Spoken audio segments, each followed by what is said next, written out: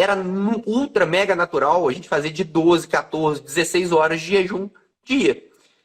Isso é um conceito fisiológico nosso. Então, o jejum fisiológico, que é esse jejum pelo menos de 12 horas, ele é um jejum que deveria ser obrigatório para todo mundo. Então, o que que isso não é uma medicina integrativa, uma medicina alternativa, nada disso. Isso está, inclusive, dentro do guideline de prevenção cardiovascular norte-americano. Ele fala assim, ó, hábito saudável é trazer o seu jantar para o mais cedo possível, em torno de 18 horas, se possível. Por quê? Se você janta às 18 horas ou 19 horas, você tem uma janela de jejum natural pelo menos de 12 horas até o teu café da manhã do dia seguinte. É óbvio que você pode pular o café da manhã e fazer um jejum um pouco mais prolongado, não tem problema absolutamente nenhum. E aí vem estratégias de jejum. Você pode ciclar jejum de 16 horas, você pode fazer jejum de 18, você pode fazer jejum de 24, 36, 48, enfim. Dá para você fazer jejum do jeito que você quiser. O grande lance é você começar a se adaptar a isso, sabe? O grande problema é que tem muito leigo vendo a nossa live, a maioria é leigo. Às vezes você pega ali e fala assim, ah, não, o jejum é bom. E a pessoa vai lá e quer fazer 24 horas de jejum sem nunca ter feito um jejum, nem estar adaptado ao jejum. O primeiro passo para o jejum dar certo é você começar a cortar um pouco a fonte de alimentação que você acha que é a prioridade na tua vida, que é o carboidrato. Infelizmente as pessoas ficam obesas, infelizmente as pessoas vão se tornando cronicamente obesas pelo excesso de carboidrato simples e refinado na nossa alimentação. Então, consumir açúcar demais, consumir farináceo demais, farináceo inclui tudo, pão, bolo, biscoito, bolacha, enfim, o que você pensar com relação ao que é feito com farinha de trigo, isso acaba trazendo uma carga glicêmica muito alta para a gente, traz a obesidade junto. E isso, quando a pessoa está querendo emagrecer, ela naturalmente vai para o jejum. Só que se ela não passa por um passo anterior, que é reduzir esses farináceos, reduzir o doce, o açúcar, na hora que ela vai fazer o jejum, ela se sente mal. Ela sente fraqueza, ela não se sente bem. Então, é bom você se adaptar primeiro a essa nova realidade para depois partir para um jejum mais prolongado, alguma coisa nesse sentido. E o jejum é quebrado pelo quê? Porque, por exemplo, muita gente toma remédio, vou falar a marca, tipo Metamucil, assim, esse tipo de... Tem outras coisas, outros nomes, mas eu não estou me lembrando agora. Outras fibras, né? Acho, não solúveis, talvez, não sei se é assim que a gente fala. Mas Uhum. não é? Tem uma preta, uma bem escura, que eu esqueci agora o nome. Mas, enfim, Né, eu não, tem é, esse mas tipo de várias fibras que vem no envelopinho, que vem no potinho, você toma todo dia de manhã para ajudar o seu intestino. Esse tipo de coisa quebra o jejum? tudo que é calórico quebra o jejum. Então, se existe caloria, quebra o jejum. Então, muita gente pergunta assim, fibra, por exemplo, se ela não for absorvida, não absorvível, ela não vai quebrar jejum porque ela não tem caloria. Ela só vai formar bolo fecal. Então, ela não vai quebrar jejum. Mas, assim, para garantir, assim, todo mundo pergunta, o que que quebra jejum, o que que não quebra jejum? Não quer errar, o que não quebra jejum é água, café sem nenhum adoçante, nem natural pode, e Tá, chá sem nenhum adoçante, nem natural pode. Então, água, café e chá não quebra jejum. O resto sempre vai quebra. quebrar o jejum. Agora, existe o conceito do jejum metabólico. O que que é o jejum metabólico? É que às vezes tem uma quantidade tão pequenininha de caloria, mas tão ínfima, que você se mantém em cetose, ou seja, o teu metabolismo ele não é alterado, e você permanece nesse jejum metabólico. Então, mesmo que tenha um pouquinho de caloria, pode ser que você permaneça nesse jejum metabólico, tá? Mas eu falo assim, não quer errar, fica na água, fica no café, fica no chá. Agora, quando você começou a formular a tua pergunta, achei que você ia me perguntar uma coisa que é importante eu passar para as pessoas, eu lembrei, eu quero só falar sobre isso. A forma como você quebra o teu jejum é muito importante também. Por Ah, quê? claro, deve ser mesmo. E como é que quebra o jejum? Vamos lá. Porque olha só, se você está fazendo um jejum e você é como se você tivesse como se fosse uma esponja seca, louca para absorver qualquer coisa. Então, se você mergulha uma esponja seca na água, ela, plum, ela incha Na rapidinho, mesma hora, é. na mesma hora. Quando o teu corpo está em jejum, ele está ávido para absorver tudo que você vai dar para ele.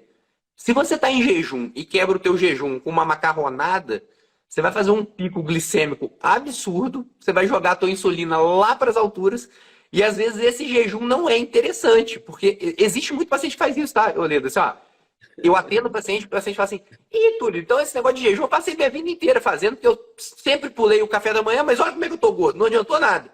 Eu falo assim, mas como é que você come? Ah, não, eu chego em casa meio-dia, varado de fome, eu vou lá e como uma lasanha congelada com não sei o que, lá. Eu falo, cara, não vai adiantar nada, porque você tá realmente colocando para dentro tudo que você não poderia colocar para uma esponja que está ávida para absorver. Então, teu corpo faz um pico de glicose e de insulina lá nas alturas e você acaba engordando. Então, quebrar o jejum, é importante você quebrar o jejum com uma alimentação rica em fibras, começar essa alimentação com salada, legumes de baixo impacto glicêmico, gorduras boas, por exemplo, um abacate, azeite de oliva, castanhas oleaginosas, sementes, alguma coisa nesse sentido, ou até uma gordura saturada que venha junto com a proteína. Por exemplo, um filézão mesmo, um bife ancho, uma coxa, uma sobrecoxa, um peixe, uma fonte de proteína adequada para trazer essa proteína junto.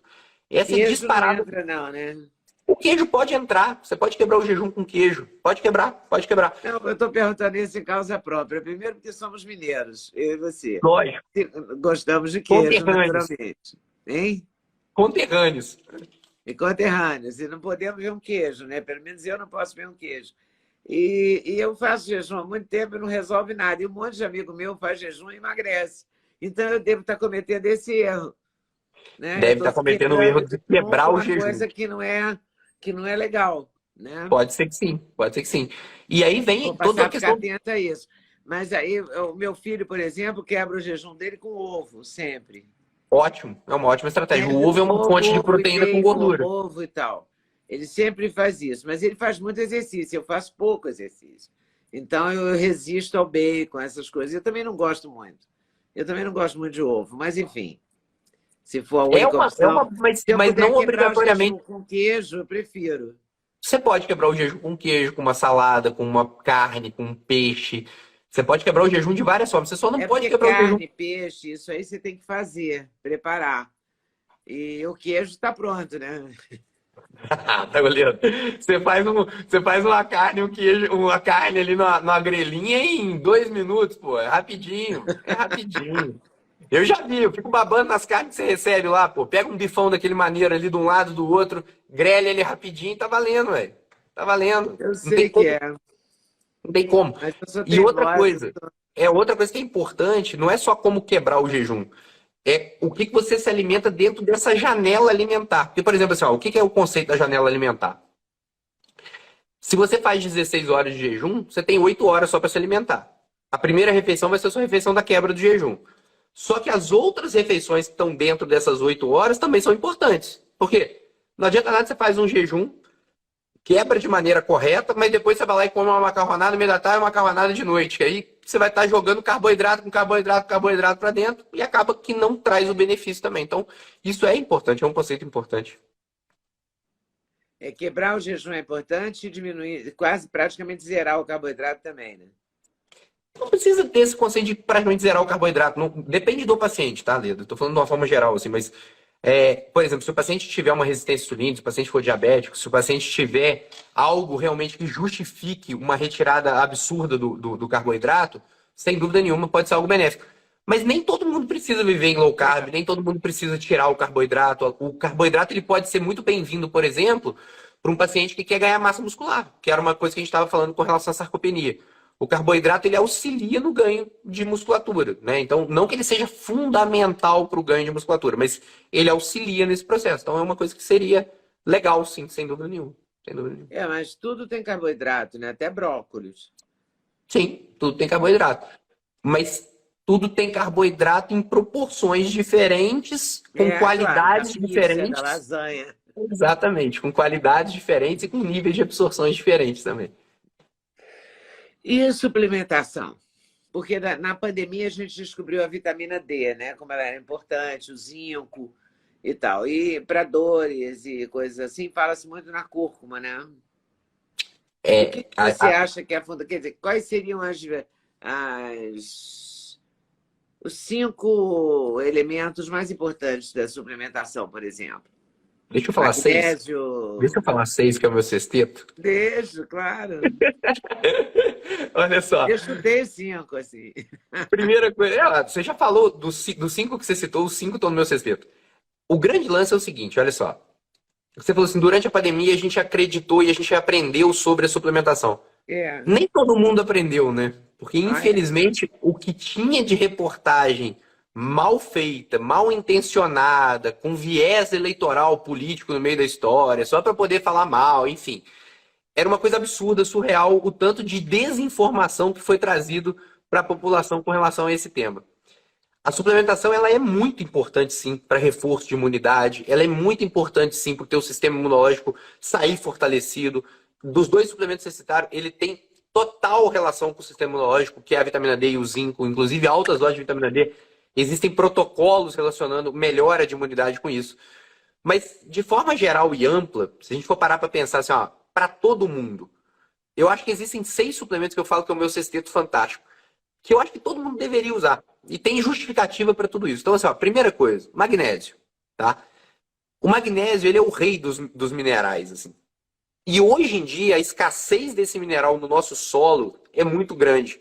Quando a gente estava falando lá dos antepassados e tudo, as frutas que a gente tinha, os legumes que a gente tinha eram totalmente diferentes da nossa realidade atual. Gostou do corte que você acabou de ver? Vale a pena conferir com certeza, né? Então vai conferir muitos outros cortes no canal de cortes Leda Nagli. É claro que a entrevista completa você vai conferir no YouTube Leda Nagli, canal Leda Nagli do YouTube, você não pode perder de jeito nenhum. Valeu, tô te esperando, hein? Vem nessa!